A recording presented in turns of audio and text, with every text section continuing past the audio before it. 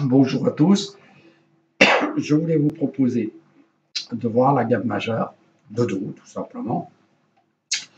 On va la voir dans la première position, la position de basse, la façon de la décliner, hein, et ce à quoi ça peut correspondre à différents styles, et voir la deuxième position dans la même foulée. Voilà.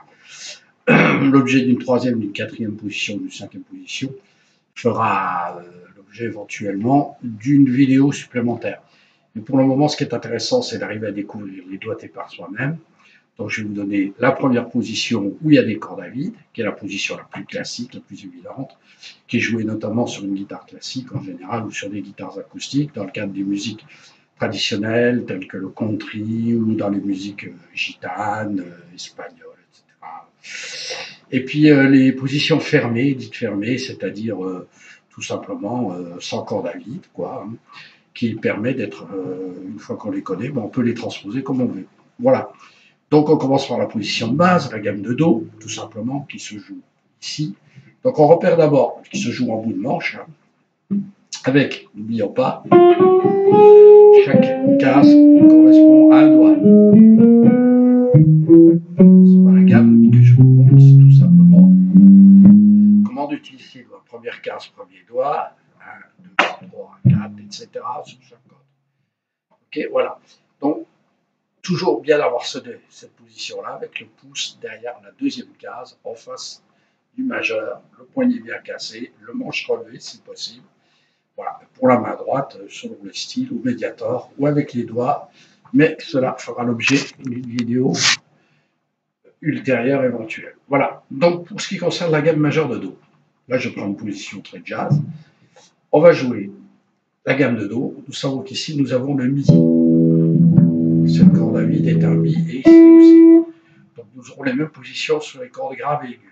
La plus grosse et la plus petite. Première et sixième.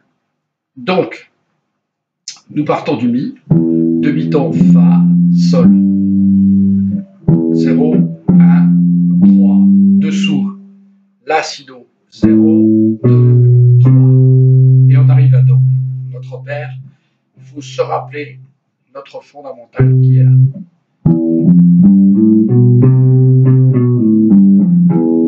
Je les joue consécutivement, ascendant-descendant, toutes mes gammes. Je repars du Do. Do. Dessous, à vide, j'ai Ré, Mi, Fa. On voit que le doigté est le même, gros. Ré, Mi, Fa. Sol, à vide dessous. La, deuxième case, dessous à vide. Première, troisième. Première et troisième. En conclusion, j'ai un buzz, veuillez m'excuser. Voilà. En conclusion, j'ai 3 doigtés identiques. Grosse corde et petite corde, 0, 1, 3. La deuxième aussi.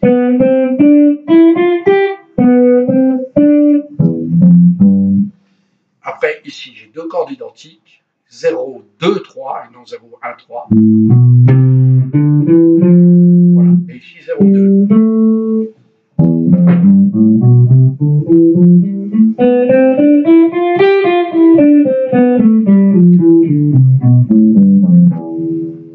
Voilà.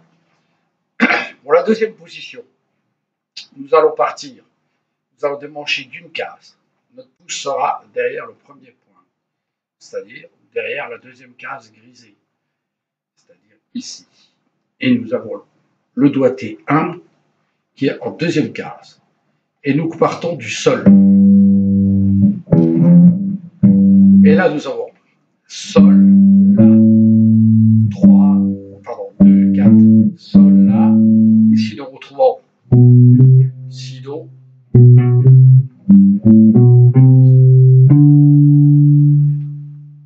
Ré, Sol, La, Si, Do, Ré, Sol. Je vais le faire là, même si on ne voit pas les doigts, mais au moins qu'on voit la main gauche. Sol, La, Si, pardon. Sol, La, Si, Do, Ré. Ok. Dessous, Mi, sol,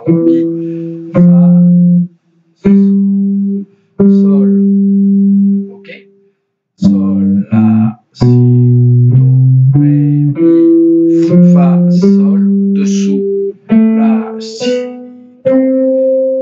Ok, on va s'arrêter au do pour le moment. Donc on a 3, pardon, 2, 4, 1, 2, 4, 1, 2, 4, 1, 3, 4.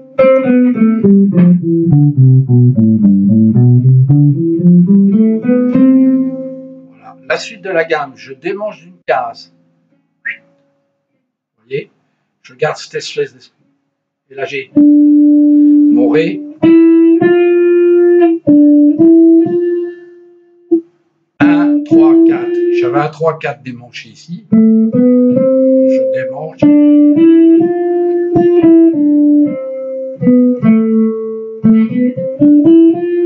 Mi, fa, sol. Pardon. Ré, mi, fa. Et ici j'ai sol, la. Si on l'avait joué le si, on arrivera là, mais on va s'arrêter là. Ok? Je récapitule. Sol, la, si, do, ré, mi, fa, sol, la, si, do, démanché. Ré, mi, fa, sol, la.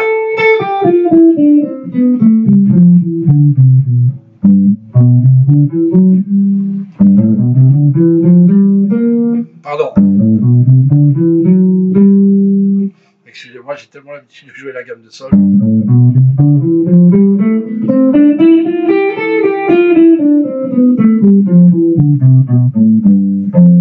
Éventuellement, on peut aller chercher le fa en démanchant en aval ici. Et mi. Voilà. Alors, comment travailler nos gammes?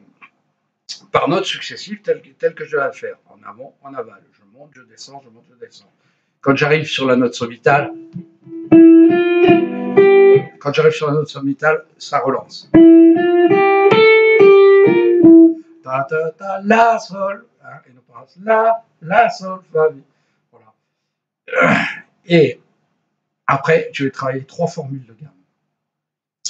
Par 3, c'est-à-dire j'en joue 3. Ok. Sol, la, si. Je récupère mon la, c'est-à-dire que je descends d'une note et j'en refais 3.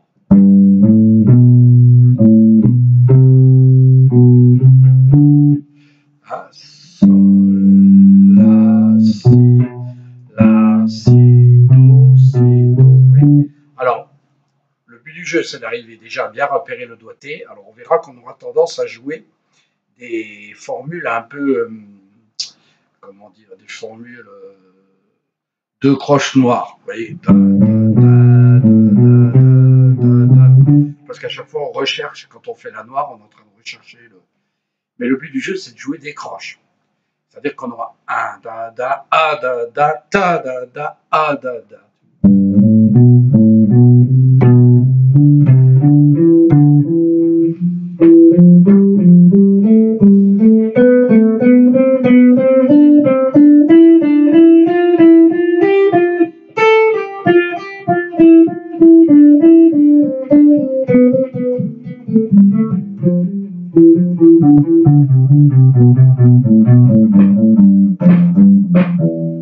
Vous voyez que le plus dur, c'est d'arriver à jouer de manière régulière, et ce sera encore plus dur en aval qu'en amont. Mais bon, c'est ainsi, quoi. Voilà. Donc, et la troisième formule, c'est la jouer par 4. Même système. 1, 2, 3, 4, et je recule d'une. Je recule de 2, pardon. Je suis très embêté par ce buzz, je suis désolé. Hein, donc, le but du jeu n'étant de ne jouer 1, 2, 3, 4, 2, 3, 4, 5. Vous voyez?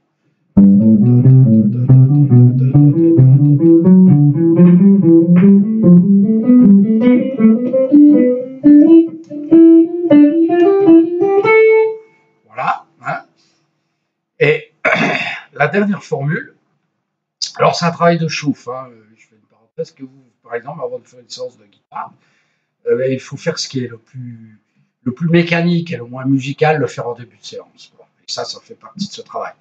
Hein, je pense que le travail de gamme, moi, c'est un travail que je fais systématiquement avant de jouer quoi que ce soit, dès que je me mets, je me mets dans la musique, ou avant de jouer avec une formation, faire quelque chose sur scène, ben, je me chauffe. Hein.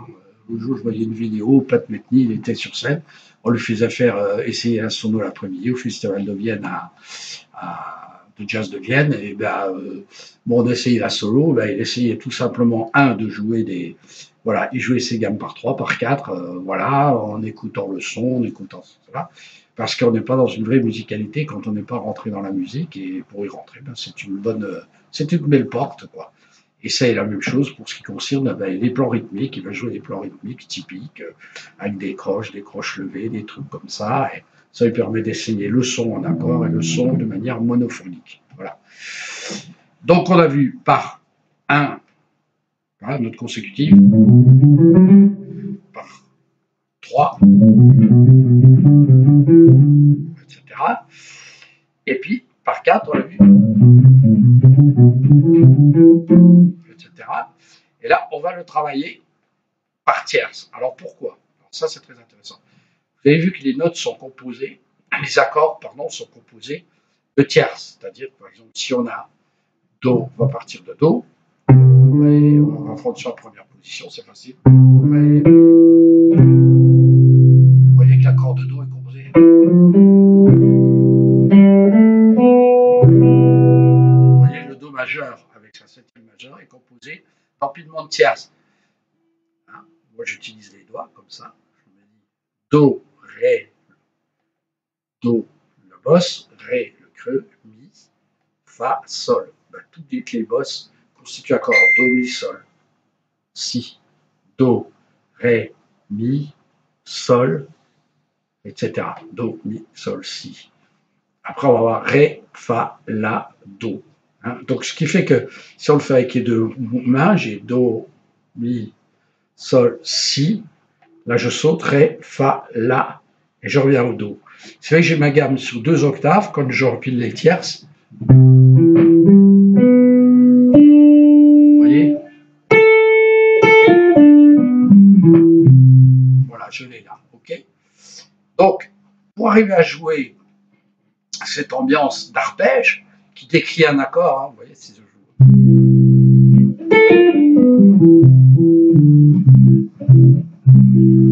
Vous voyez que ça sonne quand même.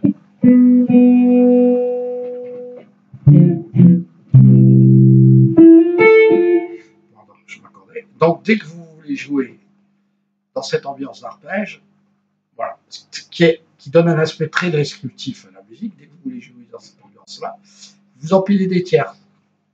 Voilà. Alors, on peut les inverser. On peut jouer, par exemple, Ré, Fa, La, Do. Pardon. Voilà. Voilà. Et ce qui est intéressant aussi, c'est de jouer la gamme en triade, qui va donner à la fois cet aspect semi-mélodique, semi-descriptif. Ça, c'est mélodique.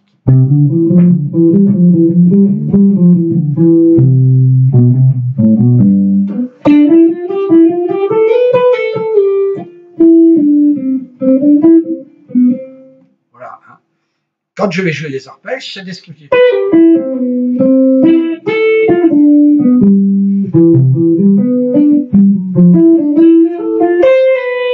Vous voyez qu'on entend moins de mélodie, mais plus des arpèges. On est plus dans Bach, le clavier tempéré de Bach, c'est exactement cela. Et là, on va jouer entre les deux, on joue des triades.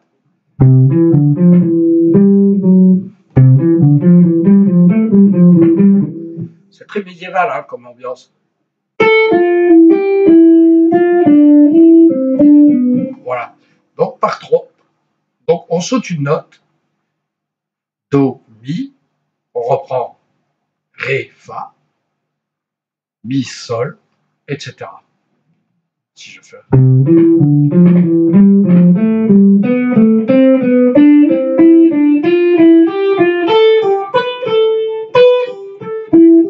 Ah, ok.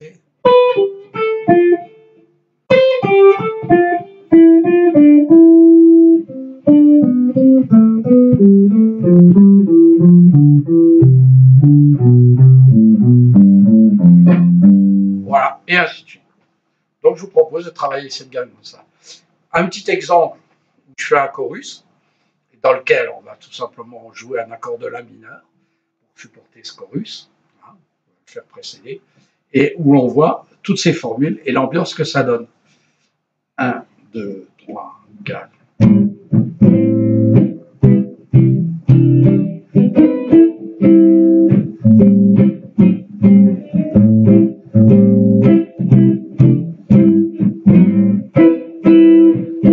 Note consécutive.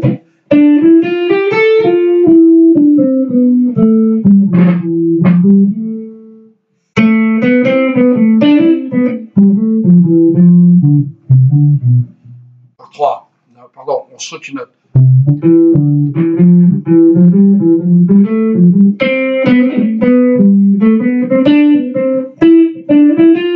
Voilà, par 3.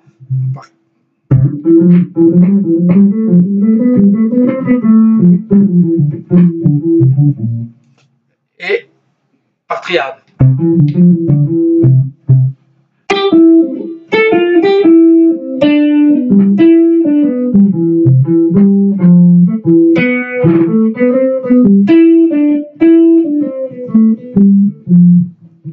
Et on va voir que quand on mélange tout ça au pied à pied, hein, et ben, on varie des ambiances. Et quoi que l'on fasse, ça sonnera toujours, quel que soit l'accord diatonique qui supporte notre gamme. Par exemple, je fais un 2-5 en Do, 1, 2, et je joue n'importe quoi. Hein, je joue, peu importe les notes que je choisis, l'essentiel, c'est les formules que je fais le varier au maximum.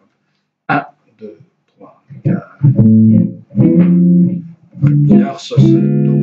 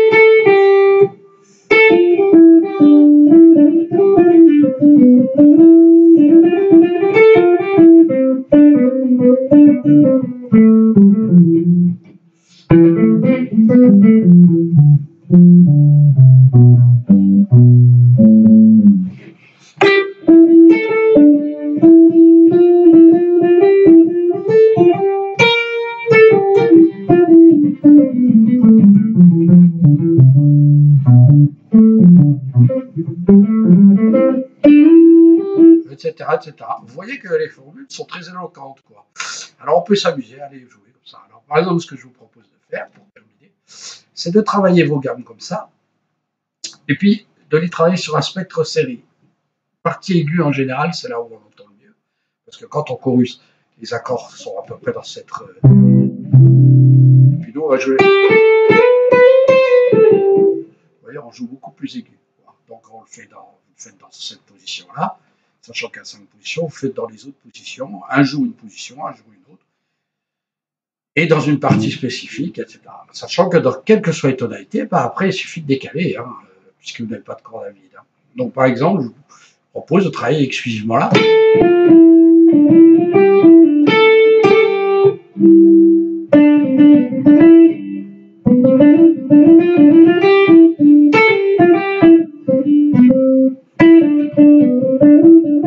Voilà.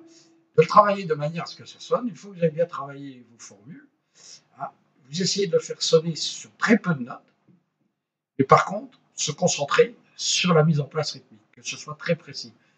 1 et 2 et 3 et 4, là je fais du ternaire, 1 et 2 et 3 et 4, je fais du binaire, 1 et puis 2 et puis 3 et puis 4, je fais du triolet, 1 puis 2, 1, 2, 3, 4, 1, 2, 3, 4, 1, 2, 3, 4, là je fais la double croche, voilà. Ternaire, binaire, triolet. Voilà. Donc une fois que j'ai mélangé ces variantes rythmiques,